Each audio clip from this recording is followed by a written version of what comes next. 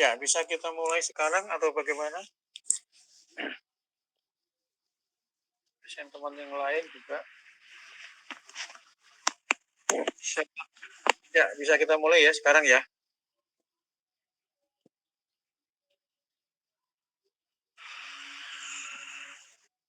Nah, sudah terlihatkah gambarnya? Iya, sudah. Ya. Ini saya mulai langsung ke pokok permasalahannya, yaitu langsung di panduan, ya, mulai dari bab 1 dan seterusnya. Tapi kalau untuk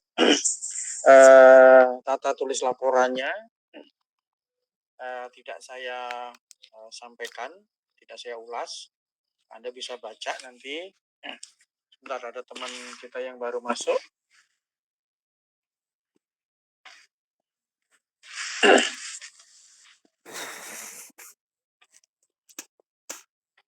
Ya, kalau ada yang bisa membuat recordingnya, nanti bisa Anda setelah selesai pertemuan ini, Anda bisa kirimkan ke grup WhatsApp kita, supaya teman-teman Anda yang tidak bisa ikut, mereka bisa mereview kembali nanti gitu ya, bisa eksplorasi lah dari recording kita ini.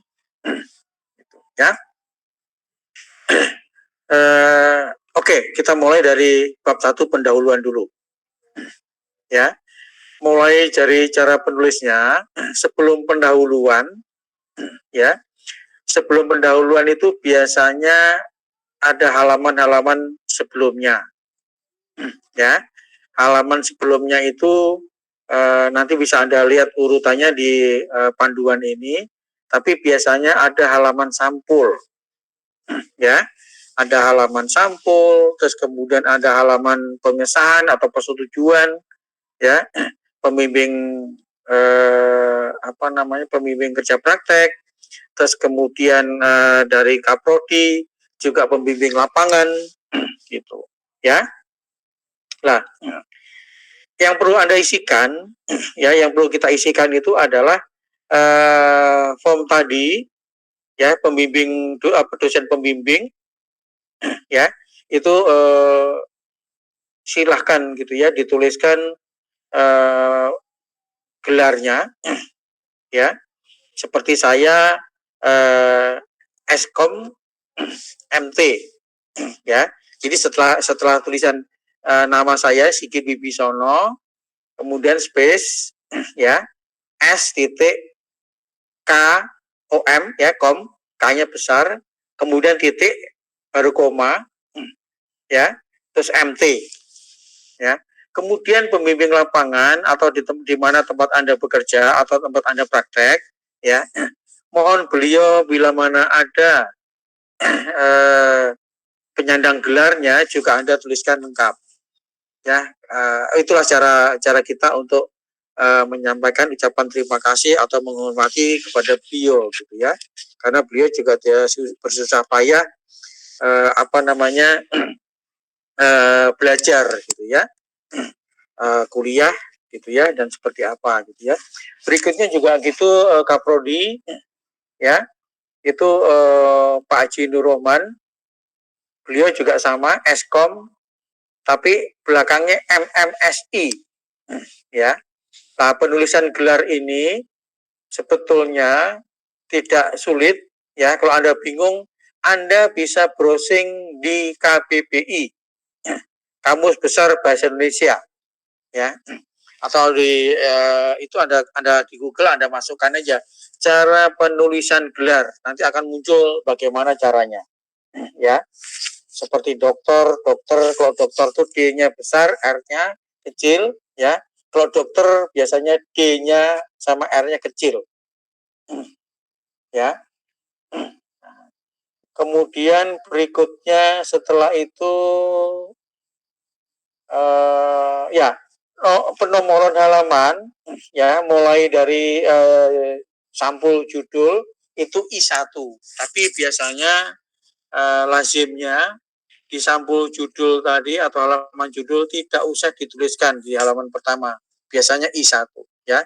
Langsung yang dituliskan I2-nya untuk halaman berikutnya. Ya.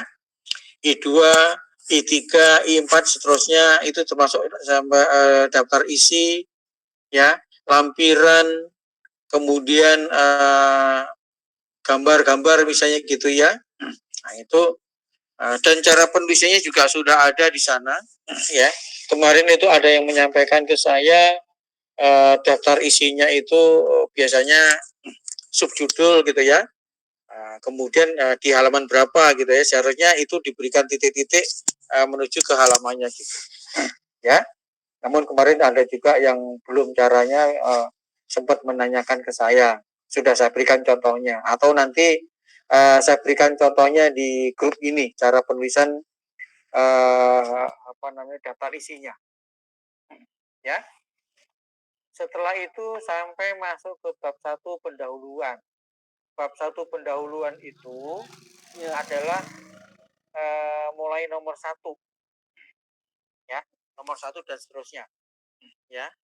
Kemudian penomoran halaman ini boleh diletakkan di kanan atas, ya, atau kanan bawah, atau di tengah, ya. Kalau di kanan atas, ya, di kanan atas biasanya bab 1 pendahuluan, ya. Cuman karena ada judul halaman yaitu bab 1 pendahuluan, maka seharusnya di kanan atas ada nomor 1, nomor halaman 1, ya. Maka karena ada judul halaman, maka nomor 1-nya itu Anda letakkan di kanan bawah. Ya. Jadi seperti di sini nih ya, seperti begini ya. Di contoh ini yaitu 1 gitu ya. Tapi kalau Anda nggak mau capek ya, lebih baik di kanan bawah semuanya aja ya, atau di tengah bawah. Silakan. Ya, jadi jangan di atas. Ya. Kemudian bab berikutnya adalah 1.1. Ya. 1.1 latar belakang. Ya. Kemarin ada yang menuliskan latar belakang masalah. Ya, tidak usah. Kalau di panduan kita ikuti sesuai panduan. Jadi latar belakang, kemudian ini 12 ya. Size-nya 12. Kemudian Anda hitamkan atau di bold. Ya. Nah, di latar belakang ini biasanya isinya kan ada beberapa paragraf. Ya, silakan. Ya. Kalau saya minimal 3 sampai 4 paragraf. Ya. Di latar belakang ini biasanya saya bercerita gitu ya. Paragraf pertama, kedua, dan ketiga atau keempat itu biasanya Anda ketika bekerja di atau magang atau meneliti di perusahaan tersebut, ya, biasanya Anda perhatikan apa yang mau saya ceritakan. Nah, yang akan diceritakan itu yang nanti kita ulas, kita uraikan dengan dalam bentuk paragraf, ya, sebaiknya ditulis dulu poin per poin, ya. Poin per poin biasanya kalau di latar belakang ini, ya, saya isi untuk paragraf pertama itu poinnya adalah akan bercerita gambaran sistem yang sedang berjalan di perusahaan tadi. Ya, gambaran sistemnya. Nah, kemudian di paragraf kedua, ya, poinnya itu saya ceritakan tentang sebuah perubahan, ya, atau gambaran sistem yang akan atau yang sebaiknya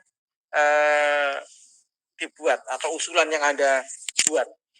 Ya, ini adalah bentuk kontribusi kita kepada perusahaan tadi gitu ya.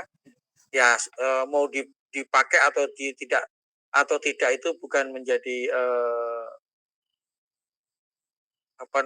urusan kita ya, tetapi paling tidak kita bisa memberikan masukan lah gitu ya. Nah, kemudian paragraf yang berikutnya poinnya itu saya biasanya bercerita tentang hasil ya, hasil yang diinginkan ketika ya sistem yang baru itu dilaksanakan. Ya. Nah, berikutnya biasanya saya tampilkan juga judulnya. Ya, judul dari kerja praktik kita ini. Gitu. Ya. Oke, sampai di sini ada yang mau disampaikan dulu, silakan dipertimbangkan dulu.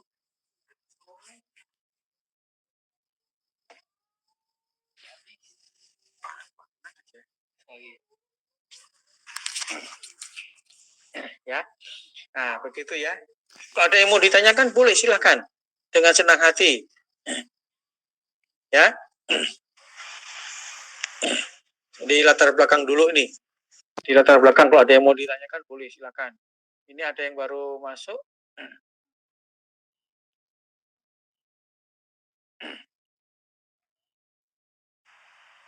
Izin bertanya. Ya, boleh silakan. Latar belakang itu berarti rangkuman dari ide kita, penulisan kita gitu Pak, apa gimana? Begini, latar belakang itu paling tidak isinya ya sesuatu hal yang menarik buat kita sehingga hal ini yang menjadi alasan kita untuk mengangkat temanya atau yang kita anggap sesuatu yang perlu tadi apa yang kita angkat. Sebetulnya gitu. Kalau ini kenapa sih kok bisa seperti ini gitu ya? Kan misalnya gini, kita di bagian gudang ya. Kita kerja di perusahaan tadi atau tempat kita waktu magang itu ditempatkan di bagian gudang misalnya. Ya. Berarti kan kita mengamati segala sesuatu yang terjadi di gudang seperti apa sehingga hal yang kita amati tadi menarik buat kita untuk diangkat menjadi tema di dalam penulisan kerja praktek kita. Itu sebetulnya. Ya. Misalnya begini. Kalau kita di apotek ya, kerja di apotek kan biasanya kan juga ada yang namanya gudang ya. Namun biasanya apotek itu gudangnya nggak terlalu besar karena biasanya gudangnya dalam bentuk virtual ya. Gudang secara fisiknya nggak ada tapi dibuat gudangnya virtual. Artinya apa? Kalau kita bicara mengenai gudang itu biasanya kan lalu lintas barangnya ke situ gitu kan. Masuknya ke situ, keluarnya jauh juga dari gudang ya toh. Nah, maka biasanya gudang tadi juga ada bentuk laporannya gitu kan, ya supaya segala sesuatu transaksi keluar masuknya barang kan akan terrecord semua, akan terdata semua, ya. Nah, mungkin selama ini seperti itu, ya. Atau biasanya gudang tadi dalam bentuk perangkat lunak, ya, misalnya di dalam Excel biasanya, ya kan? Karena belum ada aplikasinya misalnya gitu sehingga dimuat ke dalam bentuk Excel ya karena nggak mungkin lah perusahaan sekarang ini sekecil apapun biasanya perusahaan itu pasti ada komputer gitu kan kalau ada Excel kenapa nggak dipakai ya nah kondisi seperti itu bisa Anda ceritakan apa adanya ya bahwa pencatatan barang-barangnya gitu ya item per item itu semua dimuatkan ke dalam Excel ya sehingga ya apapun kondisinya ya semua aktivitas pekerjaan yang ya dibantu dengan perangkat keras yang namanya komputer perangkat lunaknya Excel ya jangan Anda sebutkan bahwa sistem saat ini yang berjalan secara manual ya jangan ya kalau secara manual aja ya semuanya dikerjakan dengan buku ditulis pakai tangan kalau ngitung pakai kalkulator ya itulah manual tetapi kalau pekerjaan yang sudah dibantu dengan komputer ya maka jangan disebut sebagai manual lagi ya sebaiknya disebut secara konvensional ya tahu bedanya ya Nah, sehingga itu di paragraf yang pertama isinya bercerita tentang itu. Poin-poinnya apa gitu yang Anda sebutkan, ya. Misalnya menggunakan Excel, terus kesulitannya yang muncul apa misalnya, ya. Kalau Excel itu kan kalau kita mau melihat laporannya kan harus di-scroll gitu kan lama.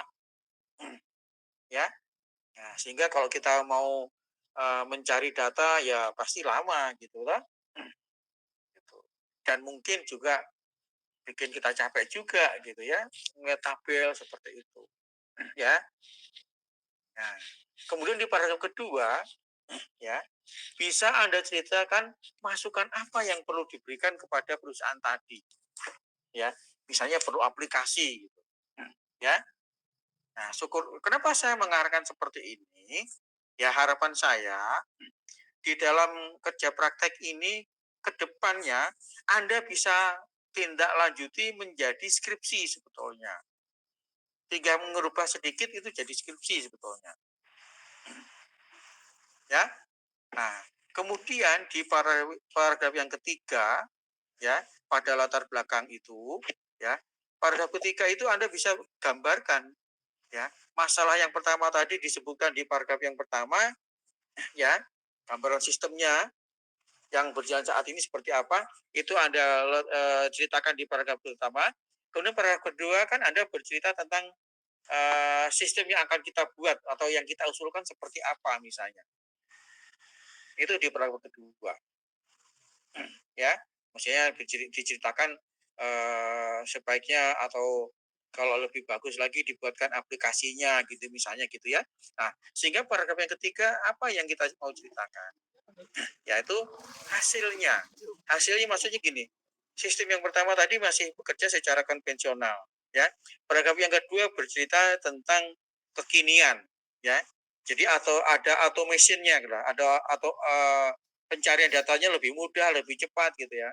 Nah, sehingga di paragraf ketiga bisa bercerita hasilnya seperti apa. Jadi misalnya gini, kalau kita mencari data udah nggak perlu lama-lama lagi, ya. Kalau berkaitan dengan gudang, biasanya apa? Nah, gudang itu kan ada urusannya dengan stok, minimum stok, ya. Supaya kalau terjadi transaksi itu, ya, jangan sampai barang yang ada di gudang itu kehabisan.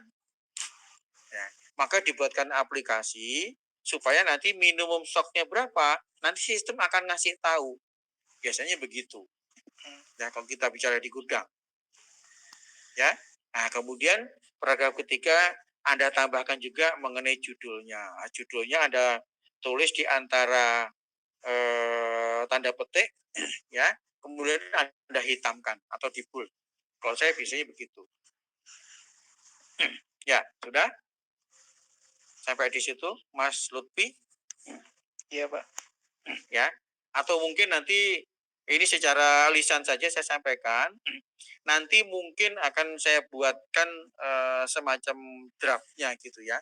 Latar belakang itu isinya apa gitu ya per paragraf. Ya. Oke, bisa kita lanjut. 1.2 tujuannya. Ya, Apa ada visi saya ingin bertanya, Pak. Gini, kalau misalkan ya, Pak, Ya. saya kan sudah perhitungkan masalah Ya. tentang laporan, Pak.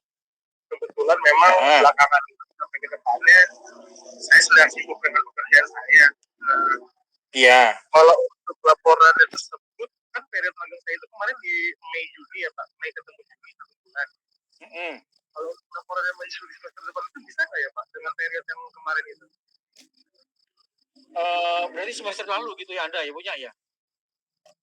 Iya, saya kan jadi nanti laporan itu di semester depan. Oh gini Mas. Tadi saya juga sudah bicara dengan Pak Aji, tapi ini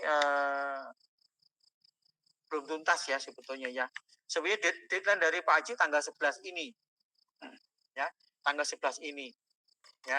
Sehingga tadi saya mau nego dengan Pak Aji, bagaimana kalau saya minta dibantu sampai minggu ini, gimana gitu, ya. Tapi hal-hal tersebut tadi belum saya sampaikan ke Pak Haji karena Pak Hajinya juga lagi sibuk bimbingan. Sudah saya lagi bicara udah ditunggu mahasiswa gitu. Jadi kalau saya banyak bicara nanti takutnya waktu Pak Haji habis untuk saya gitu. Ya.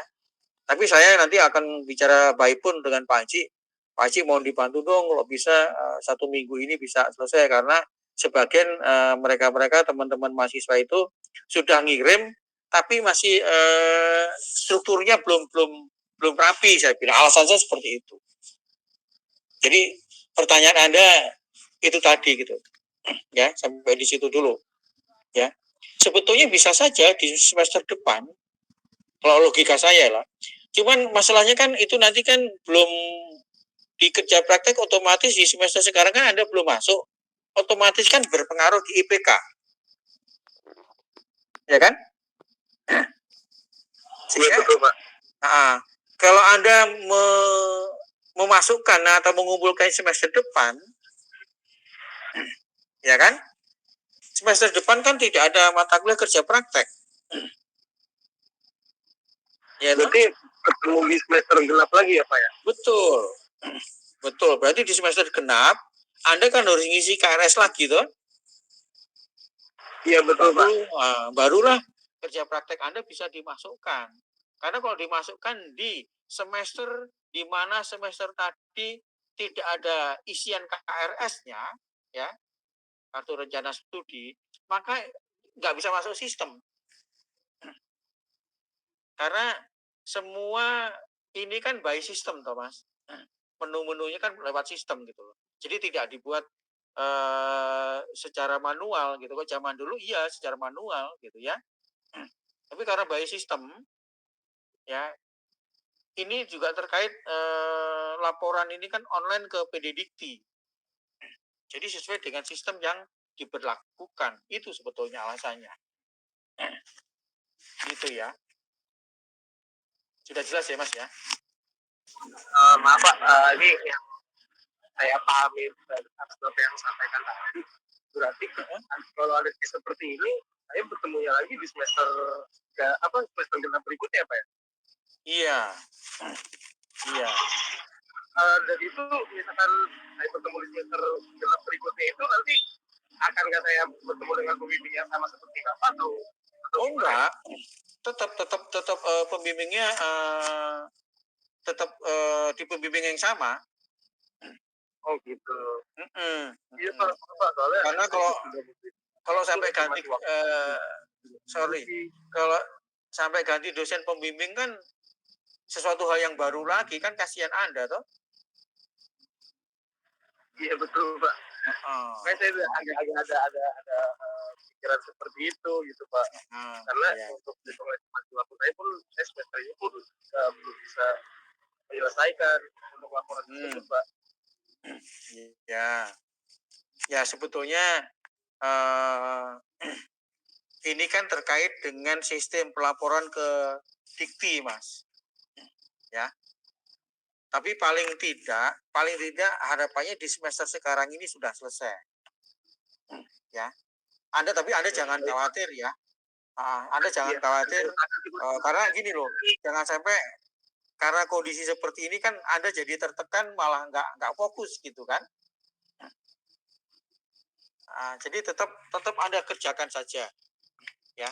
Memang konsekuensinya ya kondisinya sekarang Anda kan sedang ujian. Jadi berbagi waktu ujian dan nulis ini kan memang agak repot juga. Gitu kan? Saya pun juga ketika mereview itu juga repot juga gitu. Berbagi waktunya, satu kerja praktek, kedua bimbingan skripsi. Bimbingan skripsi itu banyak menyita waktu Mas sebetulnya. Itu. Ya. Jadi gambarannya seperti itu ya. Maka tadi saya tulis di grup ini beberapa hal yang perlu dicermati oleh teman-teman itu seperti apa tadi sore itu saya share gitu ya. Jadi beberapa hal yang perlu dipertimbangkan kan saya tulis panjang tadi itu ya sekitar jam 12:30 lah ya sampai 2:30. Nah tulisan saya panjang itu di situ Ya, itu sampai di sini dulu. Sudah cukup? Ada lagi? Bisa saya lanjutkan? Bisa. Ya, Boleh Pak. berikutnya di 1.2 tujuan. Ya, tujuan ini sebetulnya secara umum seperti apa? Di 1.2.1 ya. Tujuan umum kan ada tujuan khusus ya. Nah, secara umum ini kan paling tidak di dalam kerja praktek ini kan sebetulnya untuk sebagai satu syarat ya. Ini kan kerja praktek ini kan salah satu mata kuliah yang ada ya kan? Bagaimana Anda menerapkan ya dari pengetahuan atau ilmu yang Anda dapat dari kampus itu seperti apa, kemudian akan Anda terapkan di dalam laporan ini sebetulnya apa secara umum ya, bagi Anda seperti apa, mungkin juga dari perusahaan juga ya kan, ketika Anda magang, istilahnya magang itu kan sebetulnya Anda membangun sebuah orientasi orang kerja itu seperti apa gitu kan, maka harus ada prakteknya. Lah buktinya praktek tadi, maka harus dibuat dalam bentuk laporan. Itu sebetulnya. Ya. Jadi tujuannya itu sebetulnya. Silakan Anda menerjemahkan dalam bentuk kalimat seperti apa, silakan. Ya. Kemudian berikutnya 1.3 ya, lokasi. Lokasi tidak usah terlalu sulit ya.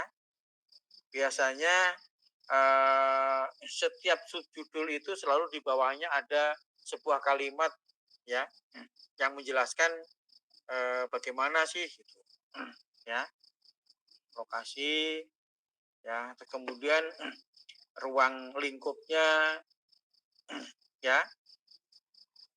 Kemudian 1.5 sistematika penulisan.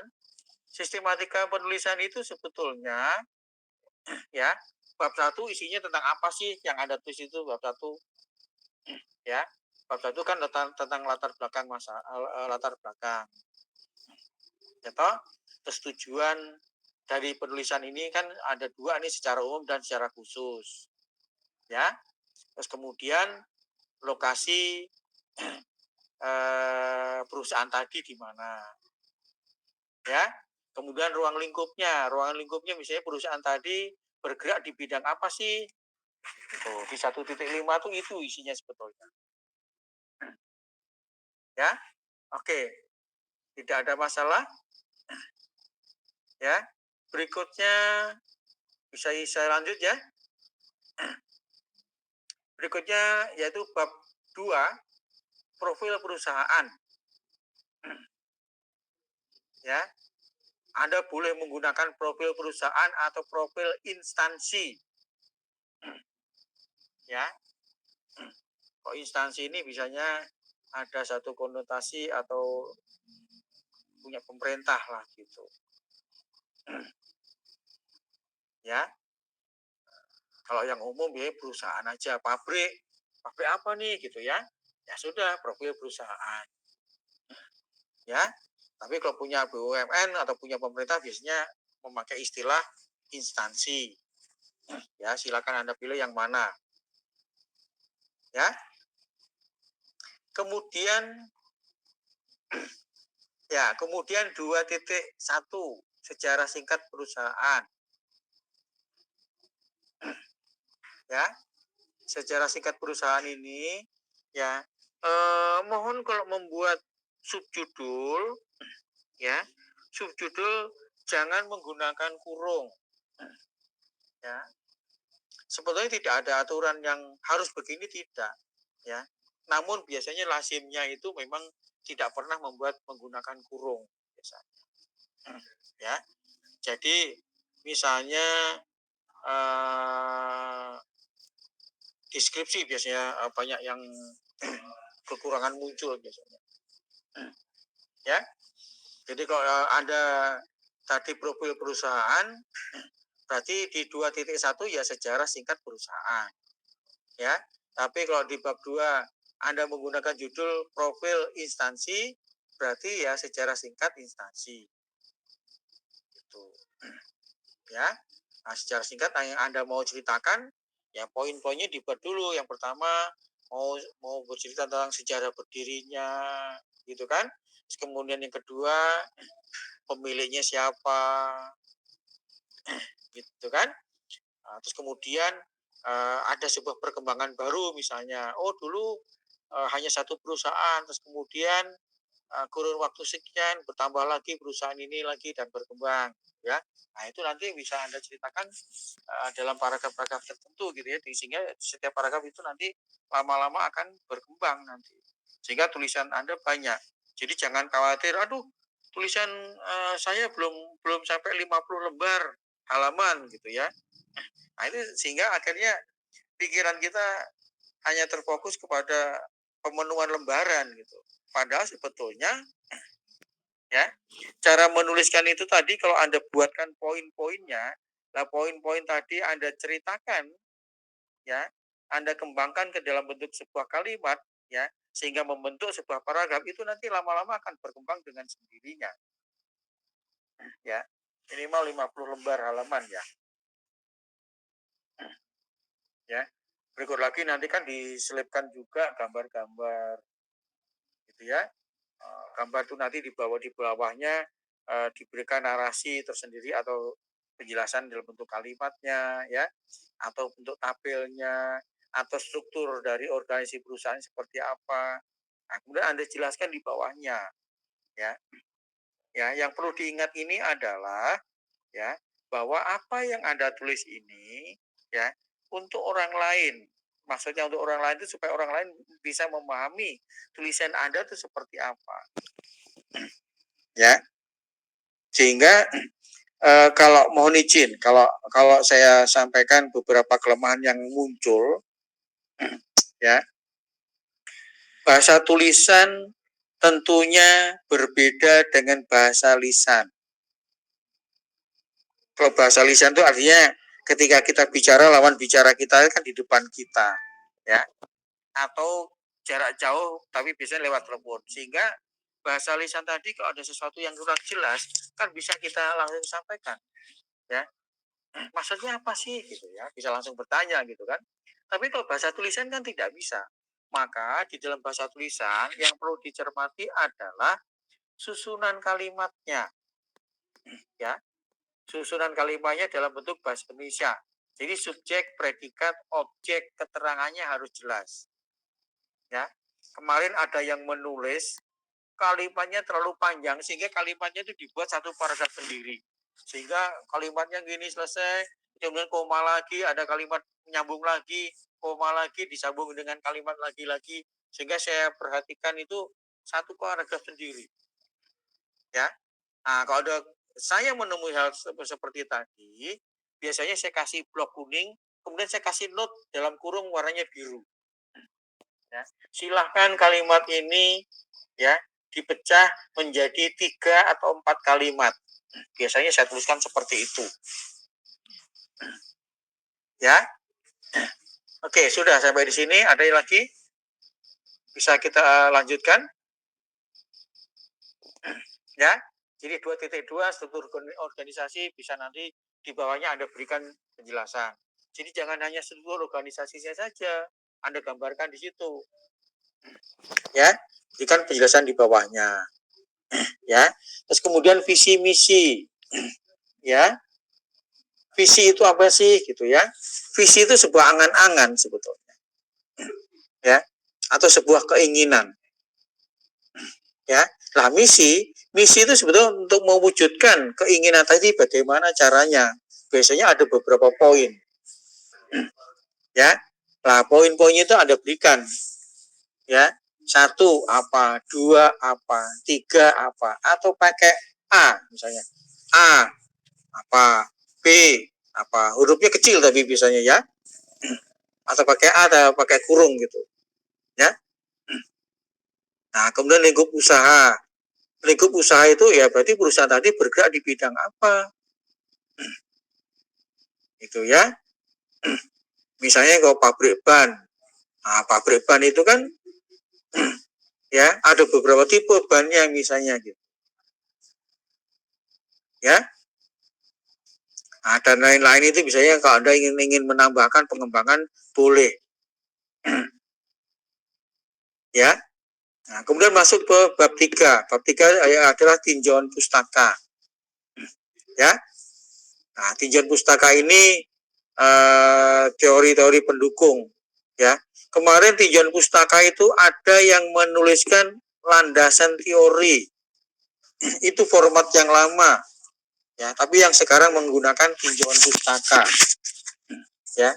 Saya nggak tahu kalau ada yang menuliskan landasan teori, mungkin teman kita ini menggunakan panduan yang lama.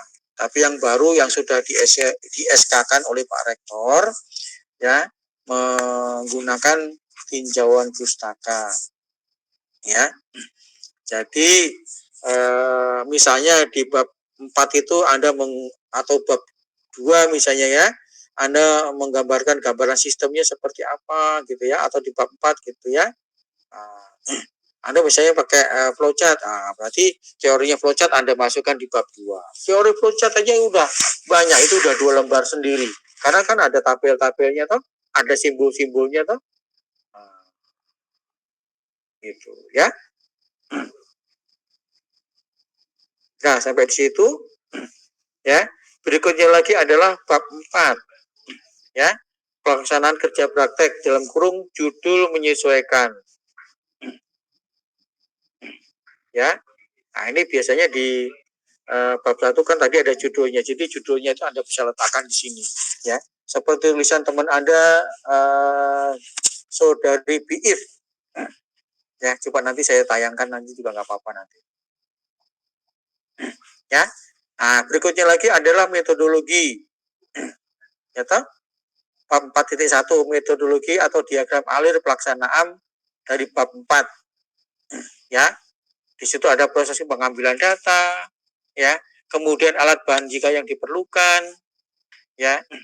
Misalnya di situ Anda mengambil gambar, berarti kan ada peralatannya juga tuh di situ. Ya.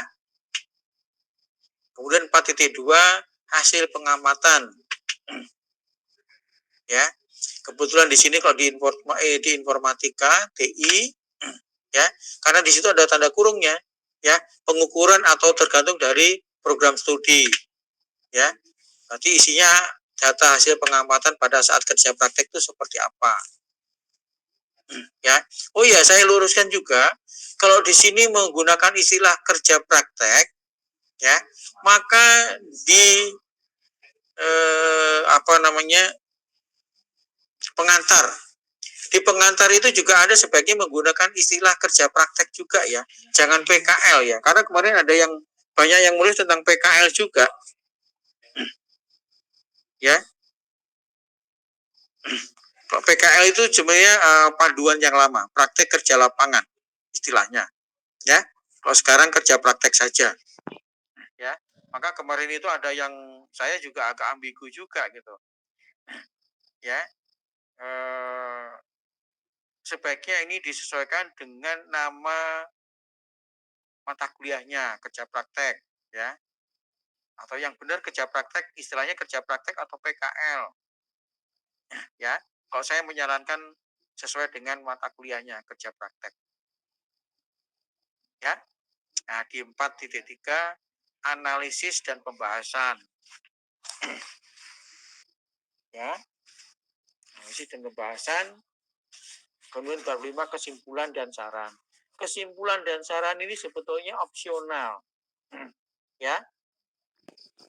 Paling tidak kesimpulan dan saran itu kalau dilakukan pengembangan ya di dalam kerja praktek Anda itu misalnya sistemnya mau dikembangkan ke arah mana nih tambahan. Paling tidak kan ini sebuah kontribusi yang harus Anda berikan kepada perusahaan tadi sebetulnya. Itu. Ya. Terus kemudian daftar pustaka, lampiran itu ada gambar-gambar, Anda letakkan di lampiran, ya. Daftar pustaka, ya. Anda mengambilnya dari beberapa referensi yang ada, gitu ya. Dari tulisan orang lain, ya sebagai sumbernya, ya, atau dari internet. Tapi Anda, saya sarankan Anda jangan mengambil dari blognya orang ya, karena blognya orang itu yang dia tulis di dalam blognya itu bukan untuk orang lain, untuk dirinya sendiri, ya. Maka tulisan yang ada pun juga semaunya dia gitu ya, tidak memenuhi kaidah penulisan bahasa Indonesia pun nggak masalah karena di blognya dia sendiri gitu ya.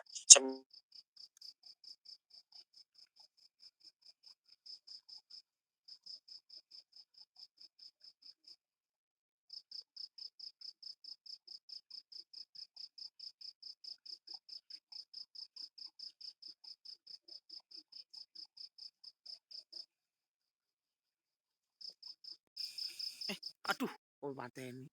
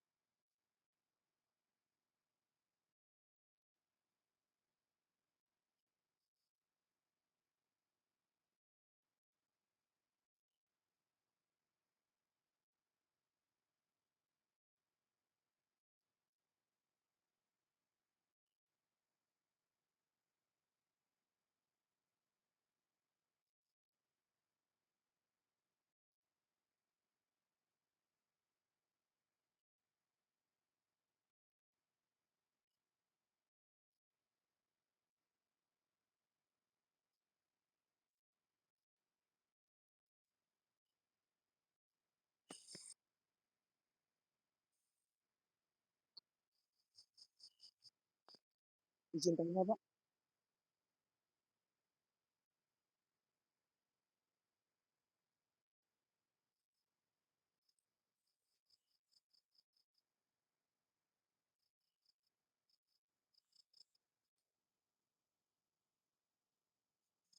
Izin tanya Pak. Kan karena saya masalah tempat nih Pak ya, saya kan kerja praktek di Palembang nih Pak. Nah untuk, eee, penandatangan apa itu namanya, pengesahannya gimana itu Pak?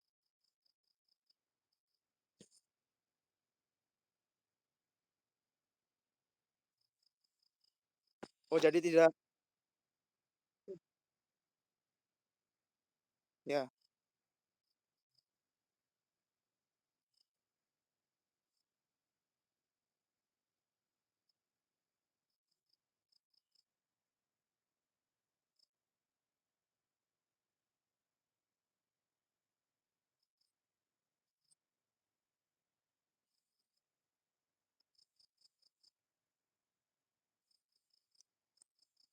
oh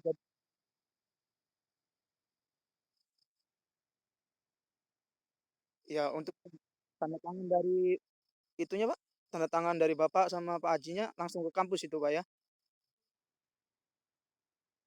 Oke, terima kasih Pak, itu aja Pak.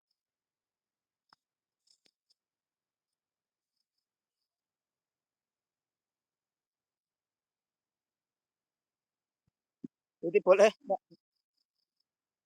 Oh titip Bapak ya? Oh iya,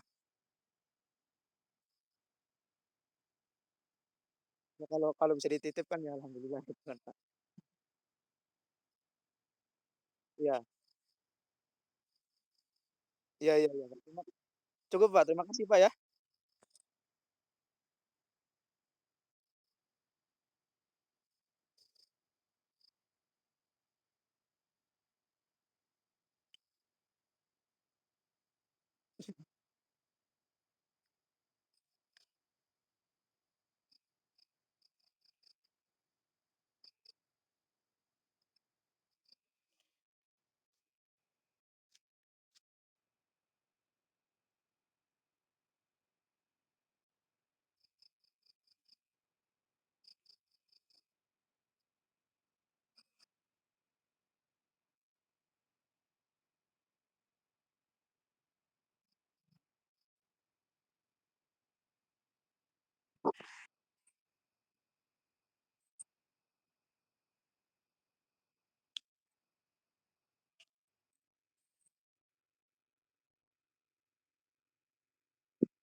Waalaikumsalam.